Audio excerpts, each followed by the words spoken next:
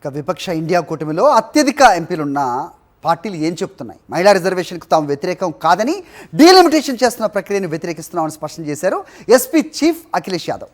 2027 జనగణన పూర్తయ్యాక నియోజకవర్గాల పునర్విభజన ప్రక్రియ చేపట్టాలని ఆయన డిమాండ్ చేశారు. में लेकिन जिस तरीके से और डीलिमिटेशन जनगणना ना होकर के 2011 को लेकर के, क्योंकि जनगणना होगी तो जाति जनगणना मांगी जाएगी, जाति जनगणना होगी तो सही आंकड़े आएंगे. अगर हम 1/3 बोल रहे हैं, 33% बोल रहे हैं, तो ये आंकड़े का सवाल है ना. तो आंकड़ा कैसे सही होगा? अगर जब तक आंकड़ा सही नहीं होगा तो हम आरक्षण कैसे सही बताएंगे? महिला आरक्षण के पक्ष में, बाकी और बिलों के खिलाफ है समाजवादी. డీలిమిటేషన్ దంగల్కు సర్వం సిద్ధమైన నేపథ్యంలో పార్లమెంట్ ఆవరణలోని విజువల్స్ మనం చూస్తున్నాం. అధికార విపక్ష సభ్యులు చర్చలకు సిద్ధమవుతున్న పరిస్థితి. 3 బిల్లులపై చర్చకు 18 గంటల సమయాన్ని కేటాయించిన పరిస్థితి. రాజ్యసభలో 18వ తేదీన చర్చ, ఓటింగ్ జరగబోతోంది. రాజ్యసభలో చర్చకు 10 గంటల సమయం కేటాయించిన నేపథ్యం చూస్తున్నాం. ఉభయ సభల్లో కూడా 200 మెజారిటీ అవసరం. 3/2 మెజారిటీ కంపల్సరీ ఉండాలి. లోక్సభలో విపక్ష ఇండియా కూటమి బలం 233గా కనిపిస్తోంది. ఇక బిల్లుల ఆమోదానికి ఉభయ సభల్లో కూడా విపక్షాల మద్దతు తప్పనిసరైన పరిస్థితి. నియోజకవర్గాల పునర్విభజన బిల్లును విపక్షాలు వ్యతిరేకిస్తాయి అని చెబుతూ ఉన్నారు మల్లికార్జున ఖర్గే.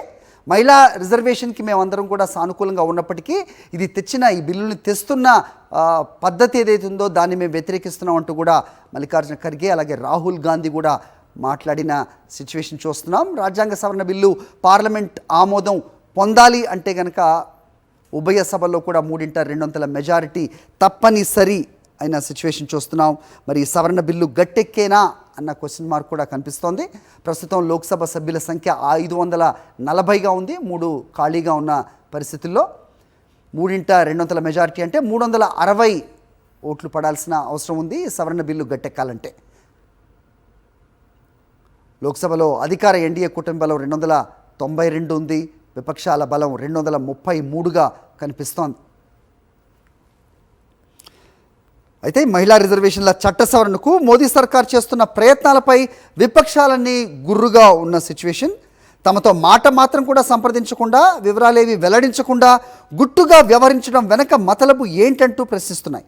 అయితే ఇవాళ చర్చలో దీనిపై పూర్తిగా క్లారిటీ ఇస్తామంటూ కూడా అధికార కూటమి సభ్యులు చెబుతూ ఉన్నారు. అయితే ఇది ప్రోరేటా ప్రకారం 50% రిజర్వేషన్లు అన్ని రాష్ట్రాలకు వర్తిస్తాయి అనేది రిటర్న్గా, అంటే లిఖితపూర్వకంగా లేకపోవటాన్ని, పలు అనుమానాలకి దీన్ని తావిస్తున్న విధానాన్ని కూడా వాళ్ళంతా కూడా గర్హిస్తున్న సిచ్యువేషన్. అయితే ఈ క్వశ్చన్స్ అన్నిటికీ కూడా ఆన్సర్ ఇవాళ చర్చల్లో దొరుకుతుంది అనేది కూడా చాలామంది ఆశాభావం వ్యక్తం చేస్తున్న పరిస్థితి మనం చూస్తున్నాం. అయితే ఏ రాష్ట్రానికి నష్టం జరగబోదు, సబ్కా సాత్ సబ్కా వికాస్ అనేదే మా పద్ధతి, మా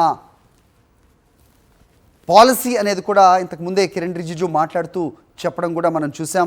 మొత్తానికి ఈ ప్రోరేటా పద్ధతిలో ఏ రాష్ట్రానికి నష్టం కలగకుండా, జనాభా పద్ధతిలో కాకుండా 50% రిజర్వేషన్ను కల్పిస్తూ ఉన్నాం. ఆ రకంగా పునర్విభజిస్తాం.